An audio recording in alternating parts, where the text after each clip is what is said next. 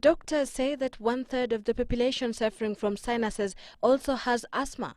It's a disease that sometimes is hardly noticeable, but one that can also be vicious. Asthma kills more people than HIV and TB combined. It's a chronic disease that affects the airways, the tubes that carry air in and out of the lungs. When suffering from asthma, the inside walls of the airways become sore and swollen, making them very sensitive, and they may react strongly to things that one is allergic to or find irritating. When the airways react, they get narrower and the lungs get less oxygen. And when the airways are obstructed, you hear whistling sounds in your chest, called wheezing. Yeah. There are notable symptoms of asthma which are sometimes disregarded, but in some cases they are not visible. And see, asthma comes in attacks. It's not one of the diseases that just goes on symptomatically throughout. No, there are times when it is completely disappeared. You have a normal chest, you don't have any cough. Some of the symptoms include shortness of breath, especially at night, chest tightness, wheezing, and coughing may be chronic.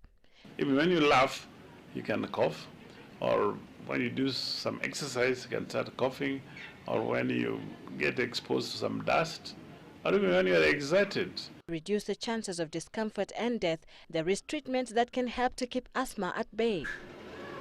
But there's no cure for asthma. You control it. The inhaler is a quick relief medicine which is a must-have for every asthmatic person. There is fluid that comes in, which you inhale, go there to the lung where the problem is, and hits you quickly. Push it back. Do it again. No.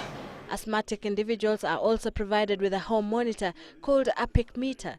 This is used to measure the tightness of the chest. Anything below the 350 mark suggests a weak chest. Now the scientists do not know, or doctors don't know, why and how it starts.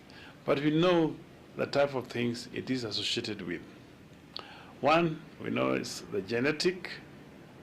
More than half of the asthmatic patients will give a history of asthma in the family. Once one is genetically predisposed, several things in the environment can trigger the attacks.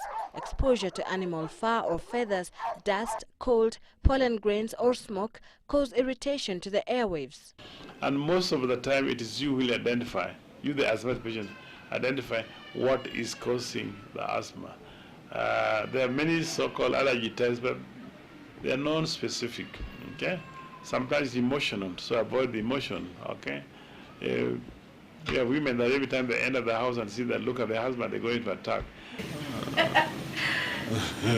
Sylvia Chebet for Sunday Live.